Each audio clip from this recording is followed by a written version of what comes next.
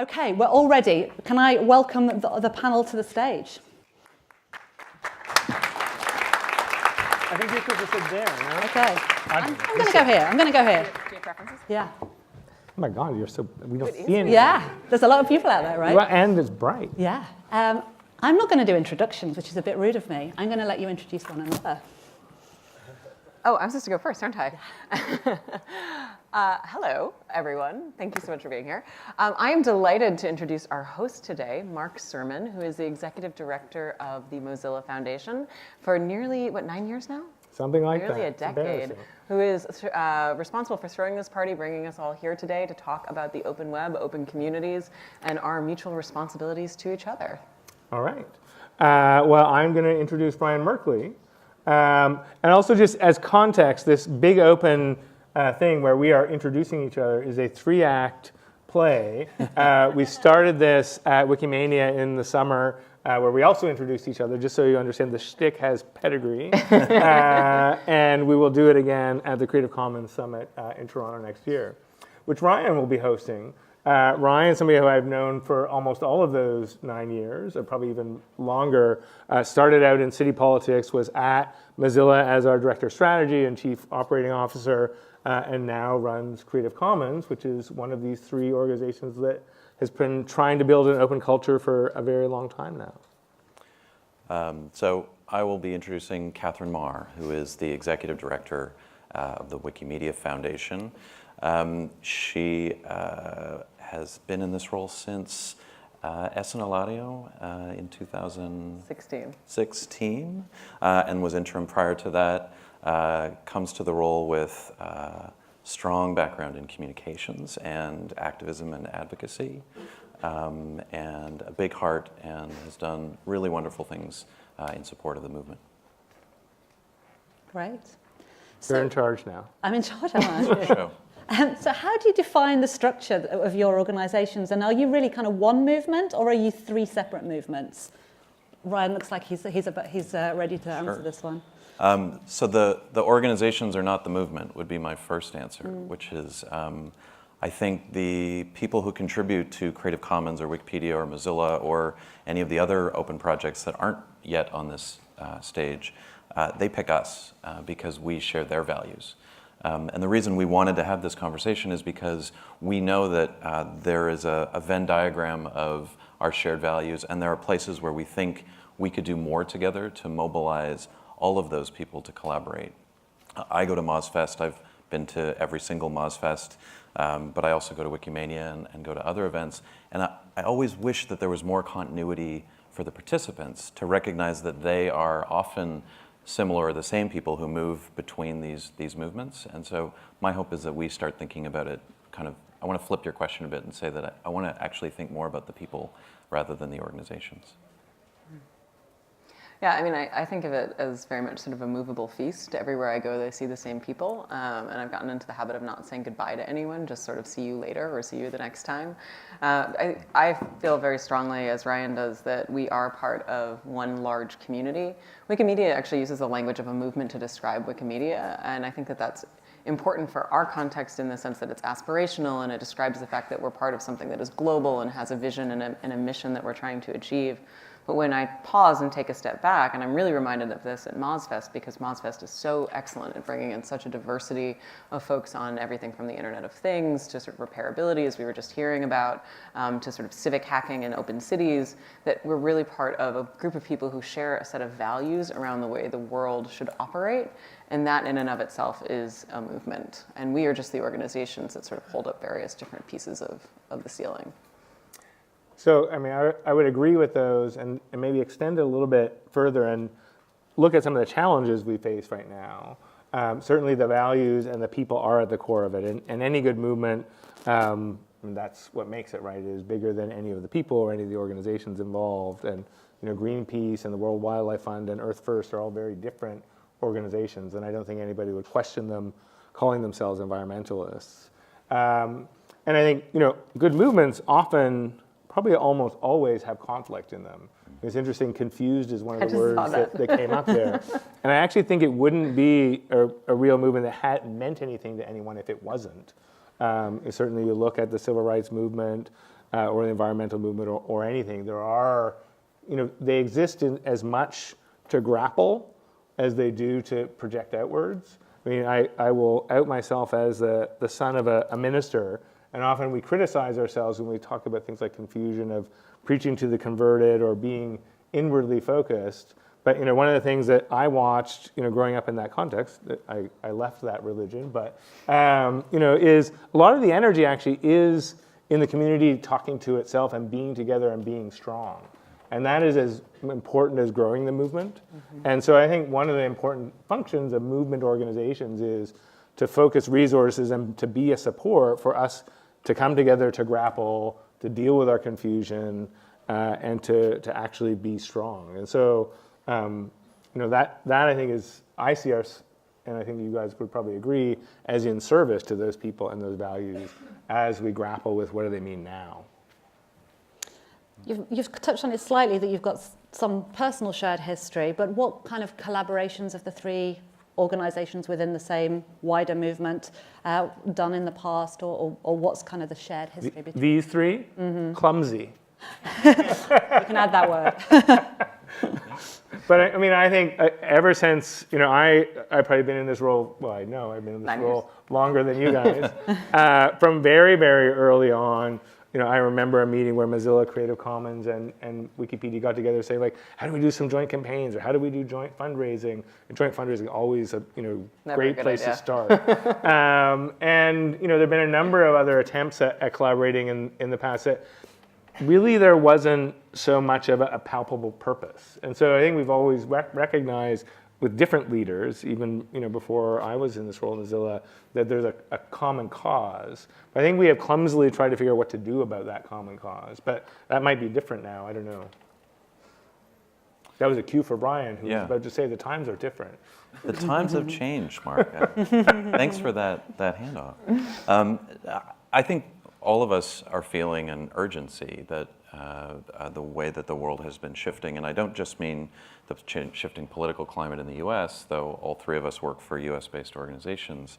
I think climates are shifting all over the world. You have instability and challenges. I've been following the election in Kenya, and just thinking about the need for knowledge, the need for inclusion, the need for or the sort of power and potential of this movement as one of around collaboration and the power of it and what we've actually been able to already achieve together starts to make me say, well, what could we do if there were particular things we wanted to focus on, where there's that alignment and overlap, where we want to mobilize. Just thinking about the last question, there are two answers to that, because there are the ways the institutions have worked together, but there's also the way that Mozillians and Wikipedians and Creative Commoners have worked together, and many of you have probably worked on those projects and found common ground to work on things. That happens all the time, quite informally. So one of the other things I think about is, what can we do to help those people and lift them up and profile their work and talk about how that's a thing that we want to support more? Yeah, that's exactly where I was going to go with this. Is I think that it's nice for the three of us to sit on stage and talk about how we collaborate, but the reality is that most of the really productive collaboration doesn't happen between the three of us. We just sort of are talking heads. I think the really productive collaboration happens at the community level, where you have people who have this like intersectional identity of being all of these things. And what they, Ryan, you talk about this a lot. When people walk into the room, they choose to have an identity, but it doesn't mean that it negates the other identities of being a Mozillian or being a Creative Commons, Commons site, Commons, what do you? Commoner? Commoner? Creative Commoner? Creative Commoner, okay. Or being a Wikimedian. And I think that that's just sort of a really critical understanding. But I would be remiss if I didn't note, because someone informed me of this, that apparently, since we're sitting in the UK, that all three of our organizations have made formal attempts at collaboration. And I think, to Mark's point, they have been a little clumsy. I feel as though, and I know that there's always opportunity to say it's different this time, but I think it is different this time in that we've all, as organizations, recently gone through processes of trying to understand our future. And that is something that we perhaps did not have as a common point of reference in the past. Yeah. And what is interesting to me, and it's perhaps not surprising because there is such overlap within the people who make up our movements, is that those processes have centered or found themselves landing in very similar places, which is a need for and an urgency around growing our movements in a global sense, not just a numbers sense, but who are the people that we're serving and that we're reaching, protecting the values that made us who we are in the first place, in order to achieve our mission. And I think that creates an opportunity for us in terms of alignment that perhaps in the past we were just like, hey, you're open, you're cool, like we want to work together. Now there's just a much clearer direction that we're all sort of traveling down the path of. Two of you have used the words urgency. So what are the biggest issues and most urgent issues to an open movement today? I'll go. I think that one of the challenges that I've really been grappling with lately is we serve the public good. We are institutions that seek to provide services in the public interest.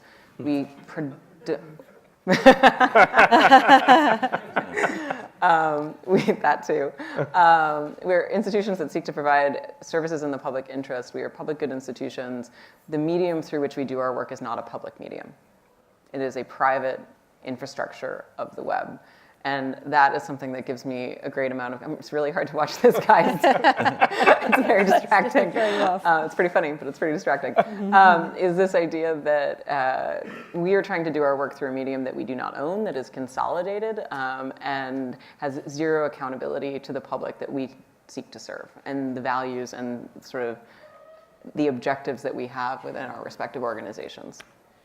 Yeah, I think certainly the political economy and the control of the internet. I mean, it was this sort of anarchist utopia in some sense when the people who founded these organizations got going in what they're doing, and that's the roots of the free software movement in some sense. So that we don't need to worry about big business and government because we're just making this thing, and that is not the world we live in now. This is part of all of our lives. Half of humanity is on the internet, and that will only grow more pervasive and is controlled by a very few companies or governments. And so how we shape it as a movement and as organizations who were part of actually shaping it fairly freely and easily at a time when probably nobody was really watching, it's a pretty different thing. And so it means that this is about a set of issues that are the traditional issues of political economy and control. It's not just about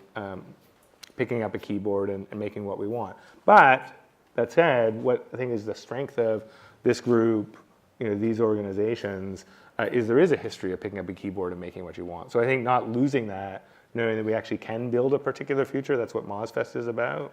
But we certainly need to do it, in a way that involves a much more diverse set of talents, a much more diverse set of people, a much more diverse set of geographical perspectives than where the free software movement and the open source movement started. Like, it is only possible by having something more diverse, and probably not just in terms of perspectives and talents, but also in terms of the resilience of being hard to shut down and being in many places.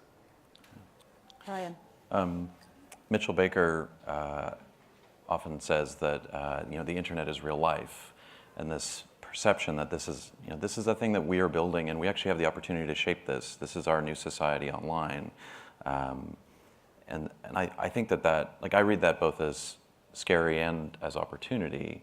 And I think about another thing that I remember her saying when I was at Mozilla, talking about the way that open source built expectation into the web. This idea that if things were open and you could touch them and you would expect to be able to see the code, when you would then go to things that were not open, you would be disappointed by that. And that expectation is really powerful. And I think that that's true more and more around content and knowledge and the way that we share things. There's an expectation that we should have this stuff. And I think there's a power to the way these organizations have done that work and the way these movements have fought for it that is creating this urgency. We need information about climate change. We need the knowledge. I mean, it's Open Access Week, so to talk about research and data and think about, how do we get discovery and innovation, and how do we unlock our investments, government investments that lead to discovery? How do those things belong to us? How do we share them?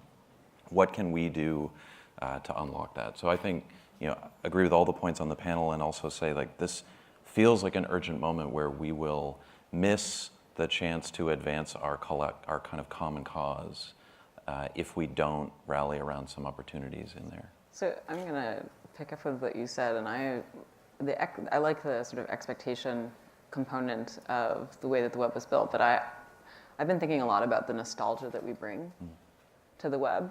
The three of us here on stage, certainly. Maybe younger people in the audience can speak to this, but we bring nostalgia to the web, and we bring a sense that the web used to be this thing. But people who are coming online today, or young people, it doesn't matter where you are, it doesn't matter if you're like the next billion, they have no sense of that expectation. And so we talk about openness, and yes, people expect knowledge and they expect access, but they're not expecting it in the way that we define openness. And so I worry that some of this urgency also comes, you often feel urgent right before the end. And I worry that some of this urgency may in fact come from the fact that we are aging out of a generation of expectation. I think we're in the opposite. I think we're in that spot and the opposite spot. None of us have really reacted to the fact that Trump is so big on there. We can talk about it. And that Facebook is right there. I think there's both urgency and a palpable moment where it is every day in the news that the thing we have all helped build in some ways, at least the internet, and that probably most of us participated in, kind of centralized social media, has turned into a battleground for very weird, that's also true, very weird and real political warfare. And so, I think Dana Boyd tweeted a McLuhan quote that I'd never seen before today, which is World War III will happen in electronic communications and will involve both citizens and governments. And, that is what we're in the middle of. The reason I would kind of not think that we're aging out is that is palpable and on everyone's tongue. So as I kind of walked into England and went past the borders, like a 60-something-year-old border guard, I said, I work for Mozilla. I said, I'm glad, you guys aren't Facebook, and it's really bad, and they're surveilling. I said, he just brought this up. And this happens to me all the time now. Now, he also felt incredibly powerless. I said, we're going to fight it, and he's like, can't do anything. So there is actually, I think we may be aging out in our perspective, and I don't think we have the answer. Maybe somebody in this room does, hopefully somebody in the MozFest building does, in terms of what he can do to take action. We actually are at a moment where I think we can seize it because people actually want to act on this stuff.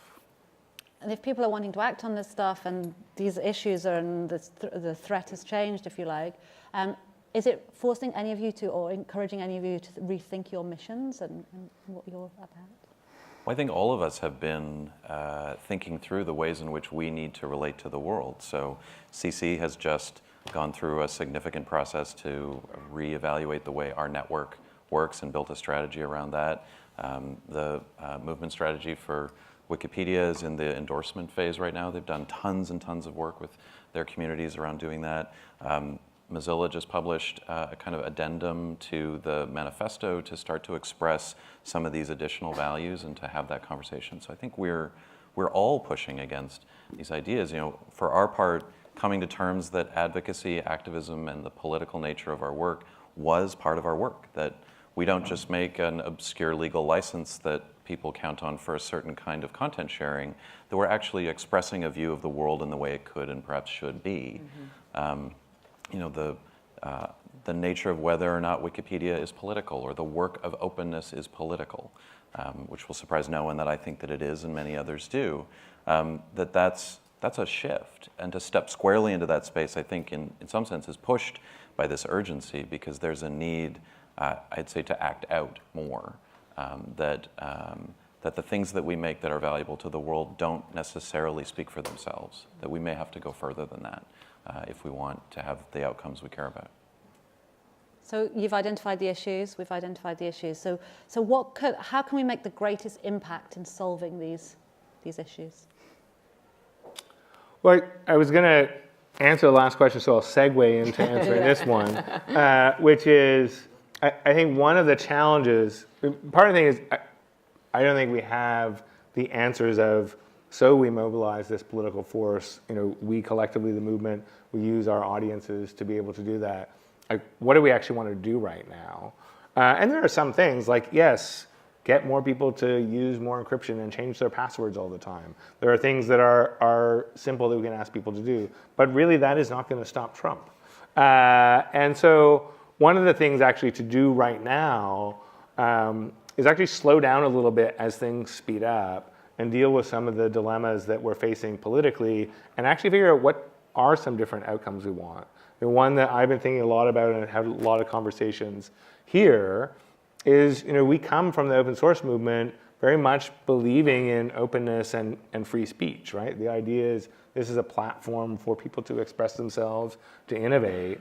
We're now very clearly in a world, Trump being a prime example, where equality and inclusion and freedom of speech and openness really are at odds. And the answer, I think, for us is not going to be to just stick with the values we started with of just freedom and openness and privacy and anonymity. We have to deal with that tension and come up with action that respects that. And it's why Mitchell's looking at, she's running a session tomorrow, I'll plug, on what's called the Mozilla worldview, looking at adding things like inclusive society that involves and invites everyone into the manifesto, because just the original values around openness are not enough to build a digital world that actually does include and welcome all of us. In fact, it's going in very much the opposite direction. So I think some of the stuff we can do to maybe have an impact in 10 years is slow down and have really kind but critical conversations right now about what to do to carry forward our values in the context of those tensions and dilemmas. Yeah, I mean, we just went through this process at Wikipedia and Wikimedia and the community more broadly around thinking about where do we want to be by 2030. And I can, the answers are sort of, I think, speak to what Mark just said around, we actually started talking about equity as a major value of ours. And I think that what's interesting, and it sort of speaks to Ryan's point, is that Wikimedia, for us, the vision statement is a world in which every single human can freely share in the sum of all knowledge. So that implied equity as a value is in there. It's a world-changing vision. It says nothing about an encyclopedia, but, and I think that we were quite radical when we started and in some sense and embraced that radicalness. And then we got comfortable. And now I think we have to be radical again if we're going to get anywhere near what that sort of that call is for us to achieve. But what I would say is really, I've been thinking a lot about investing in people. People are tired, right? We live in this, you just saw the word cloud. It's distressing, it's disturbing. We feel disempowered to your border guard. We live in this state of constant sort of animation and arousal around the fear that the sort of ongoing threat this ongoing threat to our values. And that is a really hard place for people to be. And I think that providing additional resources to our communities, investing in what people need, practicing self-care is actually going to be one of the most important things that we can do if we're going to be able to successfully move into the future. Because this is a really difficult time that we're going through, and I think it's something that we need to acknowledge. And then I would also say, and I know it's already come up in the word cloud, just we really need to invest in being more inclusive communities, and we really need to invest in better representation from all different walks of life, all different lived experiences. It's ridiculous to me on some level that the three of us are all from North America sitting up here telling anybody what a global movement needs to be. Yeah. Just quickly, I'll say that this sort of foundational piece that you talk about, Mark, seems kind of vital. The previous speaker and then the presentation before that was talking about, there was a question from the floor about the sort of, I'm paraphrasing because the person didn't use this word, but the privilege of working in the open. And thinking about how many people are here and they do this on their own time, how many people don't have the privilege of working in an organization that allows them to share their code openly or their content openly, and how many people spend their own money to be here, and that's a privilege, and that there are many, many more people that we need in this conversation, and we don't have systems of funding or systems of support that enable that or even acknowledge that. And often, even as simple as hiring, for years and years, every job posting I would put out would say experience in the open movement. And we've taken that off, because I can teach somebody to work openly in about an hour. Yes, those are values that you build over time, but there are lots of things you want to hire for, but I'm excluding all those people that would love to work in this movement but don't have that privilege because they've never been in an environment there. And so I think we got to get at the root of those values, about what we mean by inclusion, about who's missing from these conversations, and then what do we do to bring them in and actively do those things, which will also mean those of us with power will have less when it's over, and those of us with profile will have less when it's over. And I think those are uncomfortable things to do, but I think we've got to get to the root of that stuff before we start going forward again. Someone asked me the other day, one of our Wikimedians who's involved in our Afro Crowd project, which is about writing African history into Wikipedia, what are we doing to prepare our movements for change? And I realized I didn't have a good answer for that. I think we all are sort of in alignment now about where we want to go and who we want to be and the values that we have. But I don't know what we need to do to prepare for that change, because that change is going to be disruptive, and it does, I think it's threatening to those with power. And for us to get through that in a way that we are stronger on the other side and don't fall into the sort of fractures and dissonance that I think could occur. I don't have an answer, and I'm curious if either of you have really thought about how do you prepare a movement for change? Not just what is the change that we need to see, but how do we make sure we can do it? We as a movement are capable of doing that in a way that we come out on the other side whole. I was thinking, as you were saying that, I was thinking about Darren Walker. He's the president of the Ford Foundation's post about moral courage and calling for the need for moral courage in America in that context. But in some ways, it's not just prepare for change, but sort of gird yourself for change, to be kind of resilient in the face of things that are going to be hard and are going to be painful and disruptive. How do we have those conversations? Especially, Trump looms large in part because many of the things we thought were our values, we feel challenged that maybe they weren't. Maybe our values, maybe they were some of our values, but this idea of, well, maybe equality isn't a value that's shared by everybody. Maybe the idea that poverty is a bad thing, that some people shouldn't be poor, is maybe not such a bad thing in the view of some people. And what does it feel like to live in a world where you might be surrounded by those people? They might be your neighbors or coworkers, and that's that kind of assault that you're talking about. So I think to go all the way back to your earlier point, while these initiatives often come from communities, I think one of the things leaders can do is declare values that they hear from their communities, to say, this is what I have heard. And so one of the things that I try to do, and I've seen each of you do, is say what we value, because there's actually a lot of import in just saying it and having people hear it and play it back to you and say, yes, that's me too, so that we actually do know what we all value, and then we can decide how we want to work together. And it's never felt more important to do that than it has in the last couple of years. And so I think that is important work for us to do. It's very foundational, as you said, Mark. And it's just, because I saw the comment, and it's not just about Trump, right? No, I was just in Cairo with our Arabic Wikimedians, and they're not talking about Donald Trump. They're talking about the very real realities of what's happening in their countries. And I was in Warsaw with our Eastern European Wikimedians, and they're going, we have political pressures across our entire region that have nothing to do with Donald Trump, right? This is something that is a global thing, and I just want to acknowledge that. I'm not saying that you weren't acknowledging that, but I felt like it was important to state. And I think very much it's a global thing, and it's not about Trump. I think the thing that is true globally is the values that to underpin these movements, which you do actually see show up, as you travel around the world and you see, say, free software conferences in Asia and Latin America, and in lots. I'm sure it feels the same in a Wikipedia movement, different in different places, but there is a historical set of values. One of the things is certainly to restate those values, but the other is to question them, and that's what Mitchell's trying to do with this worldview piece. Is the other thing is, if we want more diverse leadership, we need to describe that, which hasn't actually been put out, has been raised, here a bunch of times, as a value of the organization, and then do it and hold ourselves accountable. Mm-hmm. And I don't think, certainly we don't have the plan to do that. We have a statement of that as a value. We have a commitment to growing it, but it is actually going to be something we need to push ourselves and be held accountable for. I'm curious, when, for the whole panel, when would it be ready for you to step aside? I mean, I think about this a lot. When I step aside, who do I hope replaces me, and when will it be time for me to step aside? And I know that that time will come sooner than I think, and I hope that it does, because I actually think that means that the movement's in a really healthy place. Yeah. Yeah, I think certainly I asked that question about myself and also about Mozilla.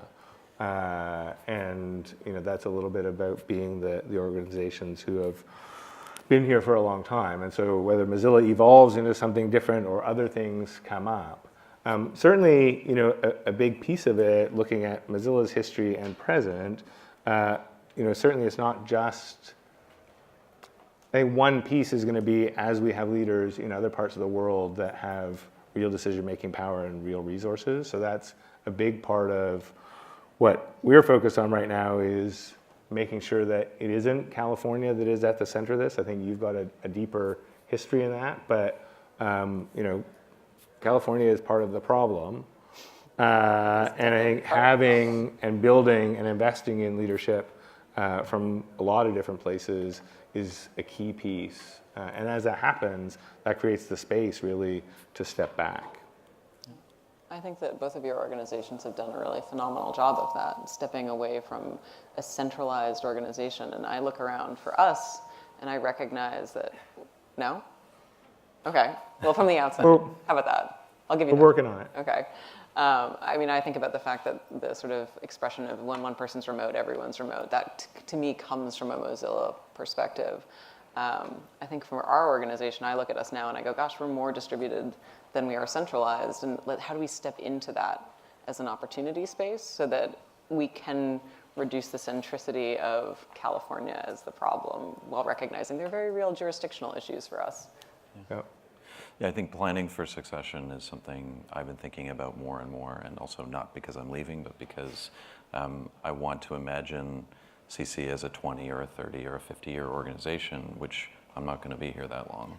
And so how do we do that, and who should be in those roles? Where do we find those people, and what kind of organization do we have to be able to hire those people? So Creative Commons became fully virtual. We closed our Mountain View office a couple of years ago. Our last two hires were Boston, Chile, Kenya.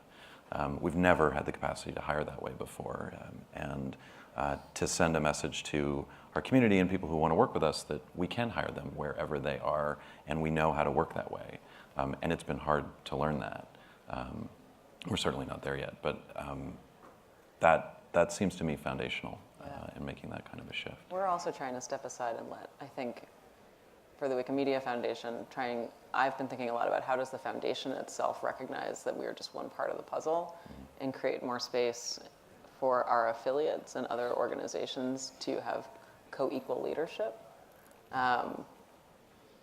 It's been really interesting to see how that works in practice and what the sort of structural resistance is, but I feel like that's another essential part of it. Yeah. The affiliates Let's are get laughing. some of you to join in. So who's got questions or wants to pick up on a thread of something that somebody on the panel has said? I'm looking for hands. It is really hard. Yeah, we've got a see. hand There's there a at the hand. centre at the back. It's Peter. So the three people on the platform represent for me, the three people on the platform represent for me probably the most prominent activists in this war, and I agree it's a war. If I were on the other side, what I would try and do is neutralize the people here, and I think